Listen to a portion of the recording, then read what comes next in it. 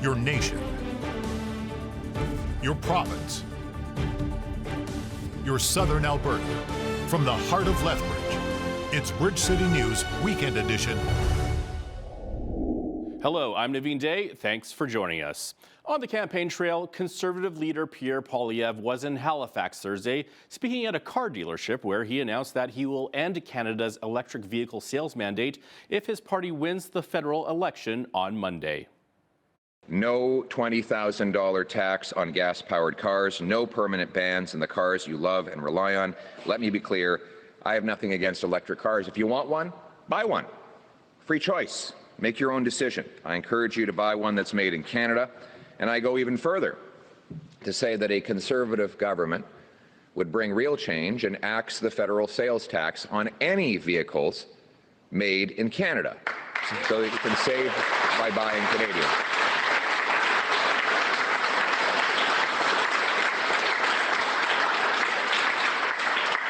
And that will allow us to bring back production and paychecks to Canada while making automobiles more affordable. And there's your choice. The federal government has mandated 20% of all new vehicles sold must be electric by 2026, rising to 100% by 2035. And on the same day, during a stop in Coquitlam, BC, Liberal leader Mark Carney also addressed auto industry challenges, among other issues. A few weeks ago, before the U.S. auto tariffs were put in place, we created a $2 billion strategic response fund that will fortify the entire Canadian auto supply chain, from raw materials to finished vehicles. We're investing in the future of the auto industry by building an all-in-Canada network for auto parts manufacturing. And we're developing new markets with reliable partners. We are preparing to build our critical minerals industry. We're developing our leadership in clean energy and clean tech. Now, reporters also challenged Carney, asking him about reports that U.S. President Donald Trump once again brought up the idea of Canada becoming the 51st state when the two spoke in late March. Carney didn't deny it. The president brings this up all the time. He brought it up yesterday, he's brought it up before. There's a difference between the conversation that was held between leaders of government, which was this conversation, and a discussion that led directly to an agreement that as sovereign countries we would have negotiations about our partnership following the election on Monday. That's what the President and I agreed. That's what both of us reported back. And that's what I'm ready to do. Carney is now coming under fire over this from other party leaders for not being forthcoming about what happened on that March 28th call. Carney originally said Trump had treated him cordially and showed respect for Canada's sovereignty. NDP leader Jagmeet Singh says if he wasn't upfront about that, Carney may also not be frank with Canadians about the country's position in trade negotiations with the U.S. either. Singh was in Winnipeg Thursday saying his party will ensure Canadian values and rights will be kept off the table when new trade talks begin with the United States, including healthcare, environmental regulations, labor, and treaty rights. Singh also attacked some of the Liberal spending cuts. We talked about Mark Carney and his platform and the fact that he has confirmed and committed to $28 billion in cuts, which would be devastating to healthcare, devastating to the services that you need. Just recently, he said, in fact, he was going to exceed that amount, that he was going to exceed those cost cuts. In fact, he said he's going to cut even more, that he was going to cut even more than $28 billion. He was confident that he was going to exceed that. That is going to be devastating. $28 billion was already devastating. He said that he's going to exceed that amount.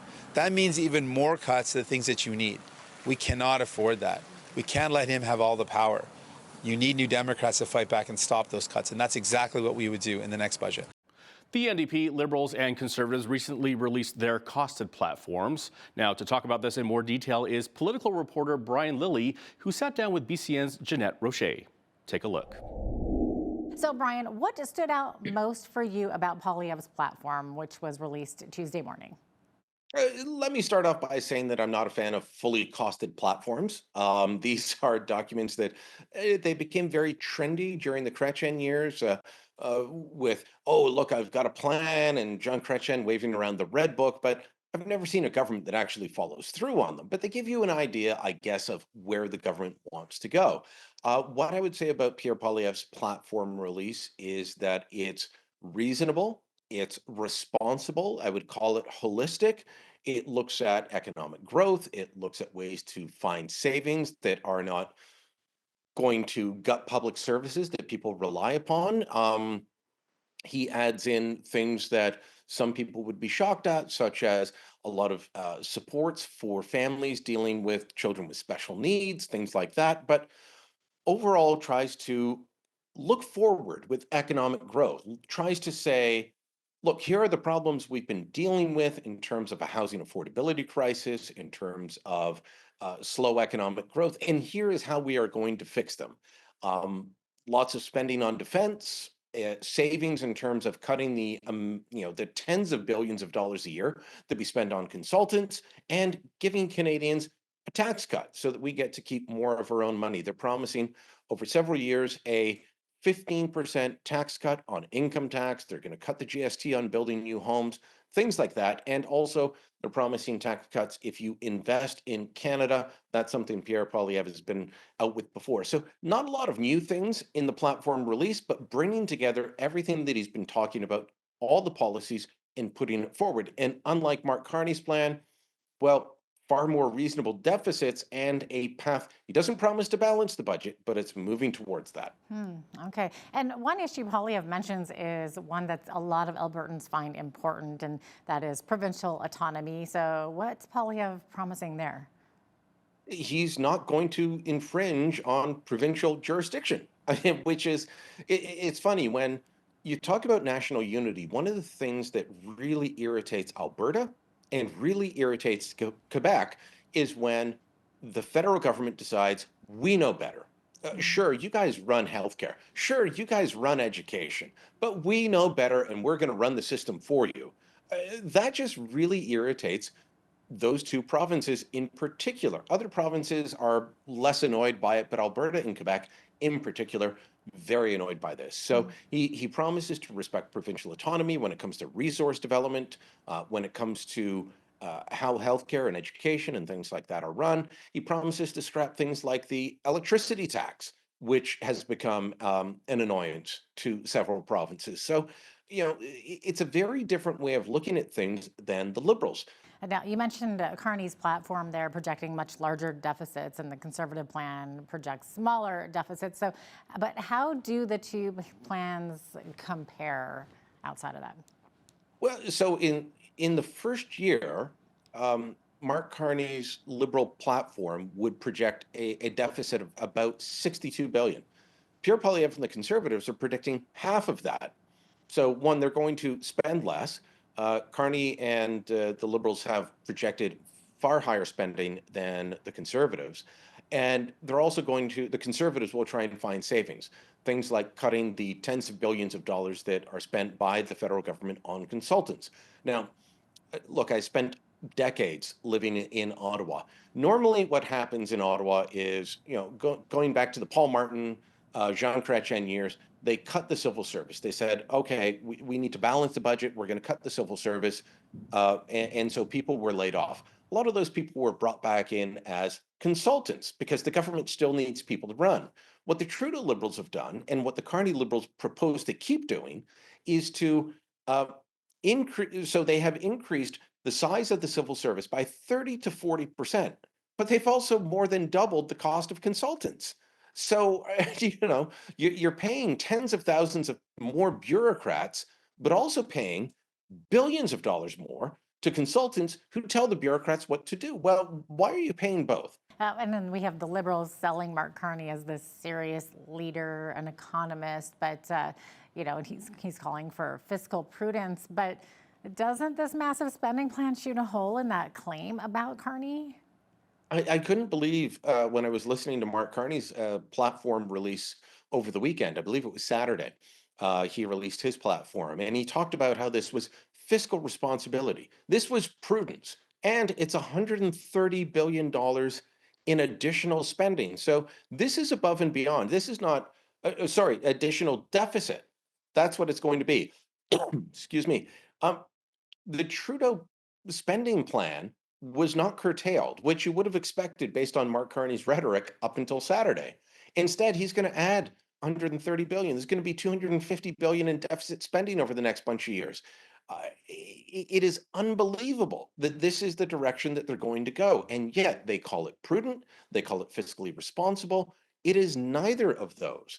Now, speaking of Carney, there you have accused him of lying many times in this election campaign, and of course that's a harsh accusation to make. But you just did it again over comments he made on Monday. So why are you saying Carney is lying? So he was asked about why he's claiming that Pierre Poilievre is going to ban abortion in Canada. Yeah. And the reporter that asked the question pointed out that Poilievre has said, "We're not going to do that." Oh, Carney said, "Well, it's not just an accusation, it's a fact." But it's not a fact. Poilievre stood on stage with him last week in Montreal at the leaders' debate and said he would not do that, that this has been Conservative Party policy for the last 20 plus years, that he wasn't going to do it. Why is he doing it? Because Poilievre says he will keep mass murderers in jail longer, and he'll use the notwithstanding clause to do it. So from that, Carney takes that he will ban abortion and use the notwithstanding clause. What's fascinating about this is that Carney, who puts himself forward as a very serious Catholic, had just finished talking about Pope Francis, who had passed, and we just got the news on Monday morning. So Carney's talking about the moral clarity of Pope Francis, how he learned from this great spiritual and religious leader. He talked about how he cited Pope Francis's writings on the economy and capitalism, on the environment in his own writings. And then he turned around and lied about Pierre Poilievre and his policies. I'm sorry, there's an older teaching that says you shall not bear false witness. And that's what Mark Carney did. He was bearing false witness about Pierre Poilievre and his policies. Carney has lied. And look, I know that's a harsh term, but when you are outright lying, you're not trying to just spin something in your favor, that's lying. And he lied about having nothing to do with moving Brookfield's headquarters from Toronto to New York. He lied about when he claimed that he helped Paul Martin balance the budget, when the budget was balanced in 1998 and Carney didn't start working at the finance department until 2004. He lied when he said that, you remember that big signing ceremony where he signed the document and said, "I've gotten rid of the carbon tax." The document that he signed in front of the cameras had no legal authority. It wasn't an order in council. It was make-believe. He said that he wouldn't talk to Donald Trump until Donald Trump showed Canada some respect. And we find out later that on his first day, he reached out to try and call Donald Trump, and Trump wouldn't return his call for 2 weeks. He said Thunderstruck by AC/DC was the song he warmed up to as a goalie when that song didn't come out until 1990, long after Mark Carney stopped playing hockey at high school or university level. Like, there's so many things that this guy lies about. He's casual with the truth, to put it bluntly. You know, political parties often use fear to attract votes. And a very interesting post-media Leger poll was released showing that 6 in 10 Liberal voters said they were motivated primarily by, quote, a fear of what the future holds for Canada. On the other hand, 75% of Conservative voters said their motivation was, quote, primarily a hope for a better future in Canada to live, work, and raise a family. To talk about this and more is Brian Rushfeldt. He is the former president of Canada Family Action, where he spent many years lobbying members of parliament for common sense family values. Here is part of that interview with BCN's Paul Arthur. You've basically got fear on the one side and hope on the other side. Just an interesting dynamic. Yeah. Well, I think part of that would come down from the perspective of those two parties, and part of it from the perspective of what we've seen over the last 9 years of government, is things falling apart, and that probably provokes fear amongst the Liberals. On the other hand, I think the Conservatives have seen that, but they're also saying there's a better way. We can do better than that. We are a great nation. We can do better. So I can see why they have hope that, hey, we've got a future if we handle it right. Yeah, I mean, yeah, fear versus hope. I think a lot of the fear comes, of course, from the uncertainty with the, tariff threats and so forth. Uncertainty always tends to bring some anxiety and fear, right? So, maybe that settles out some. Who knows? Maybe things will switch a bit. I'm not sure, but yeah, I mean, we all need some hope here for sure, right? I mean, Canada needs that. We need to stop beating ourselves up. Say, we're as Canadians, we're just bad people. No, we're not. We're good people. We have a rich history, and we have a good future. So, well, we've got a rich history and we've got a rich country. There's so many things about our country that make us a great country if we use it right. Yeah, well, we have a huge natural resources sector, and that's, of course, one of the issues we need to talk about here, the carbon tax issue. We know that Carney, of course, cut back the consumer carbon tax that the Liberals themselves, mind you, championed for years. And he says he does plan to keep the industrial tax in place, though, saying, well, the heavy emitters are going to be doing the paying, all right, and you and I, the consumers, are going to be off the hook here. Well, another poll, the Canadian Taxpayers Federation, it's another Leger poll, but showing 70%, wow, I thought, you got to be kidding, 70% of Canadians believe businesses pass on most or some of the cost of the industrial carbon tax to consumers, to us. But only 9% believe that businesses pay most of the cost. So 21% undecided. Now this could potentially, I guess it could potentially backfire on the Liberals? I think it can. I think people will come to realize, and the simple example is if I'm running a business and the government taxes me an extra 10% for whatever purpose, as a business, I have to recoup that. So who am I going to recoup it from? I'm going to recoup it from you because the price is going to go up. It's simple economics, simple business practice. And I think Canadians are waking up to that slowly. But of course, the Liberal spin has been, oh, well, we'll just put it on those top level people and they will be the ones that pay. Not going to happen. During elections, political parties and news organizations love to conduct and talk about polls. But do most Canadians understand what these snapshots of opinion mean, and can the numbers actually be trusted? Reg Manzer is one of the hosts of the Elevate podcast. He gave BCN's Jeanette Rocher a breakdown of how polling is done and what the numbers actually mean. Here's part of that interview. Well, it's hard because what you're doing is you're taking qualitative things, so feelings, ideas, intentions, and you're kind of turning them into numbers. So when that happens, that conversion, that's where the bias kind of creeps in. So the way you ask a question, who you're asking the question of, where, like how many people you're asking that question to, those can all kind of influence those numbers that are kind of seen as that source of truth. So there's a few ways you can kind of slip things in and maybe alter things, or honestly, in just by accident, make the wrong assumption. And then there can also be like a margin of error, I would imagine, too, or in how something's worded could alter the effect, I would imagine. Yeah, so that's more response bias. And I don't know if you saw it, but David Coletto, he's the head for Abacus Data. He actually kind of talked about that on a recent interview. He said, maybe we've had some response bias, which is, are we asking the right questions? Are we leading people to the answers that we think we're going to get? So that's kind of a way you can do that. With margin of error is a little bit different. So in kind of academic research, they use margin of error because you can ask a group of people. So if I walked up to you on the street and I said, hey, how do you feel about politics in Canada? Are you going to vote Liberal? Are you going to vote Conservative? There's a randomness to it because you're just picking people out of the crowd. With these polls, they put a margin of error on that, but it doesn't really mean a whole lot because they're really pulling from their group of candidates that they can ask. So people will sign up for online surveys or they'll sign up to be called. So there's not really a really good margin of error.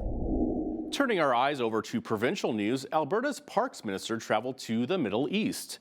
The province says Todd Loewen visited Qatar this week as Alberta becomes the first North American member of the International Council of Game and Wildlife Conservation. The ratification puts Alberta among countries like Austria and Finland, which have been recognized for their commitment to responsible wildlife stewardship. And for the first time in 20 years, an Alberta premier went to South Korea, paying a visit to our sister province. Danielle Smith joined Governor Kim Jin-tae to celebrate 50 years of Alberta Gangwon friendship by unveiling new signage at the Alberta Pavilion in Alpensia Resort. Smith says it's a sister province relationship that is focused mainly on education, culture, and sport. But it is now expanding into areas like health and life sciences, tech and innovation, and to also explore increased trade of sustainable energy like LNG. Smith says they toured the Navar Data Center, where they discussed why Alberta is a top destination for data centers due to our cool climate, reliable energy, and skilled workforce. The last Alberta premier to visit was Ralph Klein in 2005. The province is reporting 29 new cases of measles in the province. The government says many of the new cases are in the southern and central parts of the province. AHS is reporting exposures in Calgary on April 11th at Crossiron Mills as well as IKEA. Exposures were also reported April 14th at both the Tabor and Coaldale Health Centres. There was another exposure at the Tabor Health Centre on the 15th and in Lethbridge at the Diagnostic Imaging Department at the Chinook Regional Hospital on April the 16th. There have now been 118 measles cases reported in Alberta since early last month. Dr. Sunil Sukram has been temporarily appointed as Interim Chief Medical Officer of Health for Alberta as the province works to finalize the candidate who will take over the role permanently. In a statement, Alberta Health says Dr. Sukram has served Albertans through emergency medicine throughout his career, and they thank Dr. Mark Jaffe for his service and dedication over the past 3 years. After the break, the race heats up in southern Alberta's gas city. Don't go away.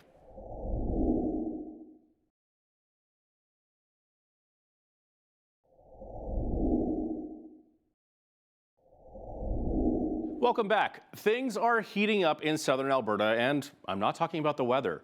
There are 3 candidates in the Medicine Hat Carson Warner riding that are looking to replace Conservative incumbent Glenn Motz. First up is NDP candidate Jocelyn Johnson. She says affordability has been a hot topic for Canadians for a while now, and to tackle the problem, federal funding is needed to help get affordability under control.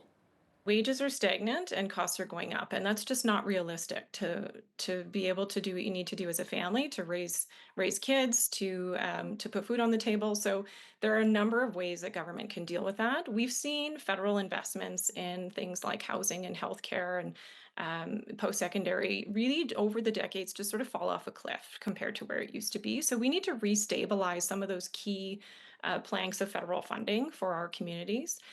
Because really the biggest difficulty is predictability in funding. You can't think long-term and you can't plan long-term if you don't know what's going to be funded year to year. So renormalizing some of that those federal injections into some of those key programs like housing are really core to our communities being able to build around meeting the needs of people that live community to community, whether it's rural or in the city proper.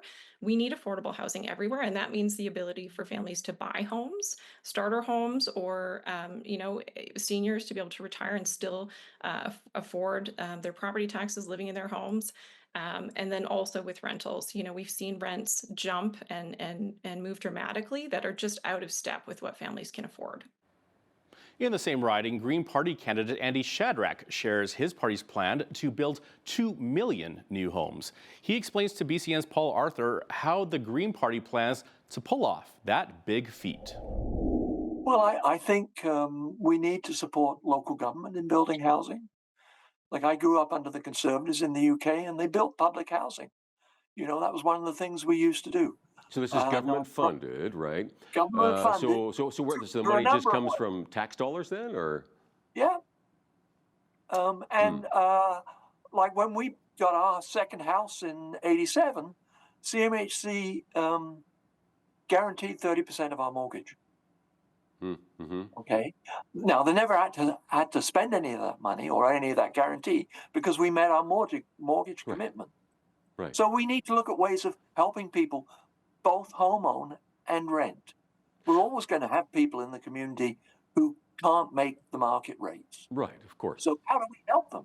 Because People don't have stable homes. How do they have stable lives to raise families? Oh, it's a huge issue. I mean, you're absolutely right on that, Andy. I guess my question would be, again, for something like that, 2 million homes, I mean, that's a lot of tax dollars, right? So where do the tax dollars come from? I mean, of course, it comes from you and me. We've got to pay that, right? So somebody's got to have jobs. So my question is, again, if it's just the government building homes, how does that impact, the private construction industry? They need to make a profit to pay taxes, to build those homes, right? So how do you sort that all out? Okay, so I think I'm a fiscal conservative, so I believe that government should balance the budget, shouldn't run deficits, shouldn't have debt, with the exception that if you're investing in homes, you're actually investing in the future. So maybe you regard that as a capital investment. So you'd be okay with going into debt for borrowing homes? Yeah, or, for building homes, pardon me. Building homes, because that's a capital investment, and you've actually got an asset against that. The Liberal Party's costed platform includes a lot of government programs with a lot of spending, but also a large deficit. However, according to Tom Rook, the Liberal candidate for the Medicine Hat Cardston Warner riding, a Liberal government can afford to run deficits without going into further debt by capping government employment. One of the plans in that is to investigate all the different aspects of things, not to put, as an example, put a cap on employment, not to cut employment, but to put a cap on that. And of course, through that, you'll end up saving money, in a sense, by attrition. And that's the kind of thing that Mark Carney is good at. That is just one aspect of the whole plan. Also to investigate any outside, what would you call them, consultants, shall we say. There's a lot of that kind of thing going on that Mr. Carney has said we're looking into that so that we can make sure that we don't necessarily need to use that many consultants. Up next, our federal election could be one of the most important ones in Canadian history. We hear from former political party leader Stockwell Day, who gives us his thoughts.